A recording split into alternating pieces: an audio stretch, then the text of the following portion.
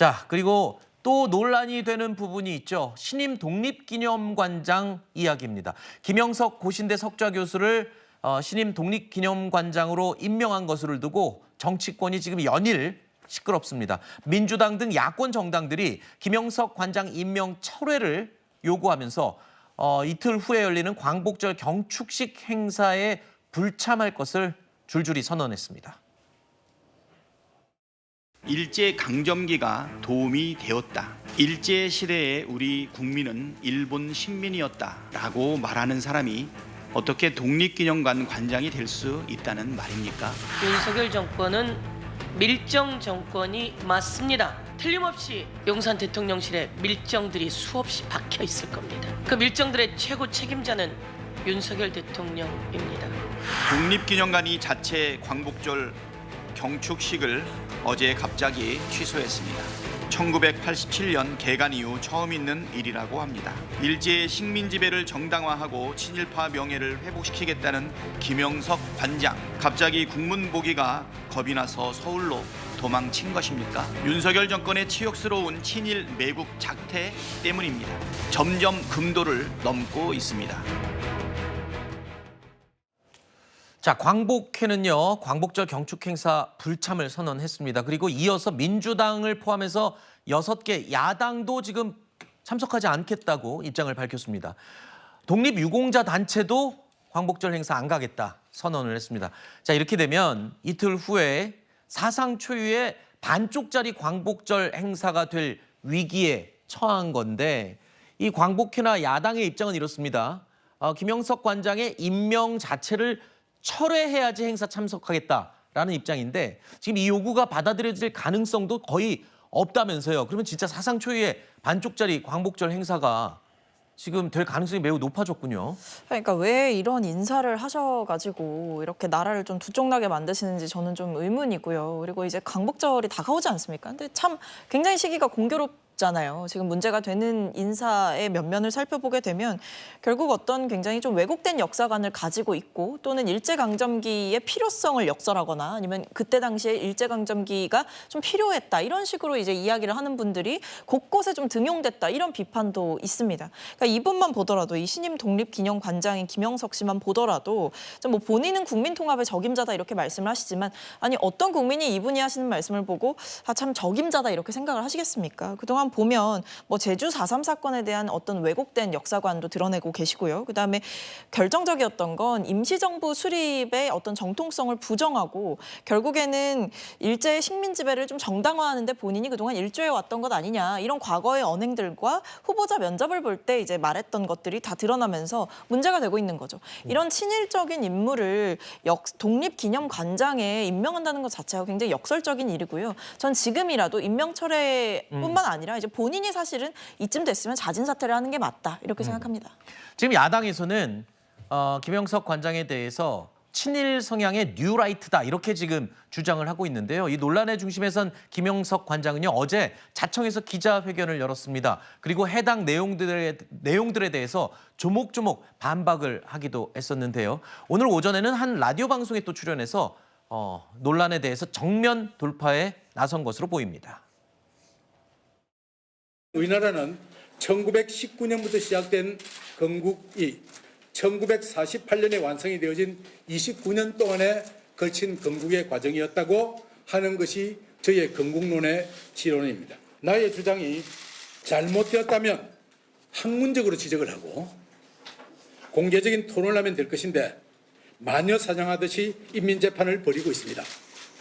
뉴라이트 활동을 했던 행적도 없고, 뉴라이트를 했던 분들도 그런 사람은 우리 주변에 보지도 못했다. 혹시 광복회를 비롯한 단체들 임명 철회 요구에는 응하실 생각 전혀 없습니다. 그렇습니다. 그렇게 되면은 광복절 행사가 다 반쪽이 될 수도 있고. 아니 그건 제 책임이 아니지요. 제 책임이 아니고, 그거 뭐 어느 날 떼쓴다고 그러면 누구나 다 그렇게 해야 됩니까? 자, 들으신 것처럼 김영석 관장은 본인 관련 의혹에 대해서 전면 부인했습니다. 그러면서 사퇴하지 않겠다는 입장도 명확하게 밝혔는데요. 민주당은 법안 하나를 발의할 예정이라고 합니다. 바로 이 독립기념관장을 국회 인사청문회 대상에 포함시키는 내용의 법안을 발의한다고요?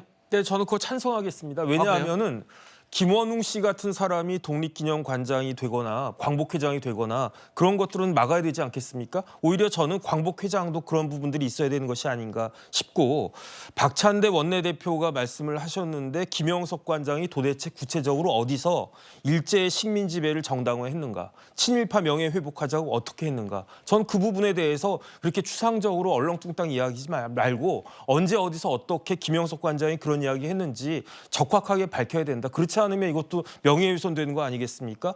광복절이 반쪽이 됐던 게 있었어요. 언제냐? 1946년이었어요. 그때 남로당이 주축이 된 좌파들하고 보수들이 주축이 된 그 우파들하고 따로따로 광복절 기념 행사를 갖다가 했었습니다. 남로당이 처음에는 어떻게 했냐면요. 그 해방 전국에서 신탁을 찬성을 했었어요. 우리나라 신탁 통치되는 게 맞다. 그러다가 거기에 반발이 있으니까 그다음에 뭘 반대했느냐. 단정을 반대한 거 아니겠습니까? 단정 반대한 사람들이 지금 건국을 부인하는 것이 아닌가. 임시정부가요. 상해에만 있었던 게 아니고 전 세계 여러 군데 있었는데 결국은 그러한 임시정부가 1945년 8월 15일 해방된 이후에 1948년에 5월 10일 총선 거쳐가지고 7월 17일 헌법 제정돼서 8월 15일에 건국이 된 거 아니겠습니까? 이게 뭐가 잘못된 것인지 전 잘 이해가 되지가 않습니다. 자, 일단 이종찬 광복회장은 김영석 독립기념관장의 역사관 자체를 문제 삼으면서 광복절 행사에 불참을 선언을 했습니다. 광복회가 이번에는 독립기념관장 선발 절차가 불공정했다면서 경찰에 독립기념관 임원추천위원회 위원장을 고발했습니다. 이 문제에 대한 우리 광복회는 동의할 수가 없습니다. 1948년에 건국절이 되면 일본으로부터 받은 모든 피해를 그냥 하루아침에 날려보내는 거나 마찬가지입니다.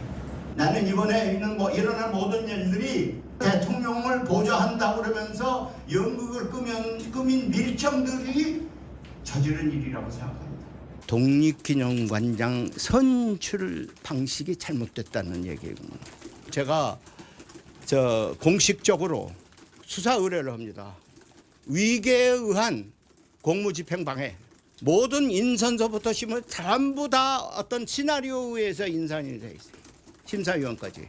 이런 불합리한 상황을 제가 더 이상 감수할 수가 없을 뿐만 아니라. 자, 광복회는요.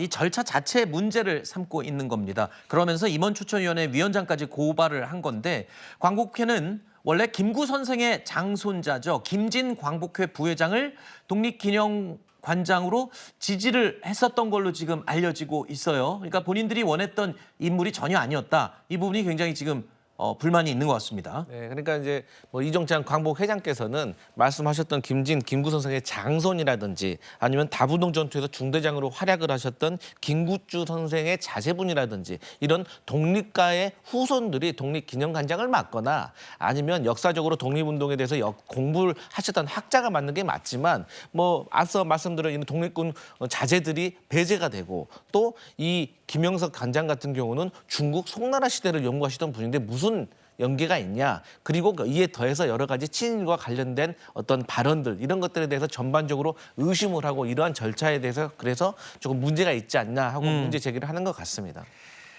자, 이런 가운데 국민의힘 한동훈 대표는요. 어제 출근길에 이 독립기념관장 인사와 관련해서 기자들의 질문을 받았습니다. 여기에는 어떻게 답을 했을까요? 들어보시죠.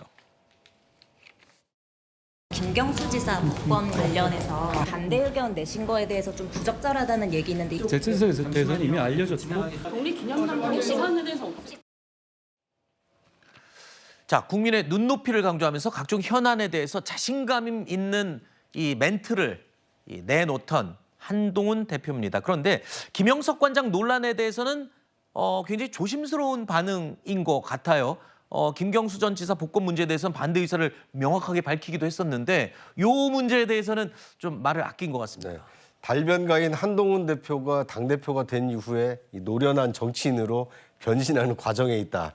저는 개인적으로 그렇게 판단하고 싶습니다. 네. 왜냐하면 이 문제는 어떻게 얘기하든 잘못 얘기하면 대통령 인사권에 도전하는 것이 되고 네. 다르게 얘기를 하면 이 광복회 회원들의 원성을 살 가능성이 큽니다.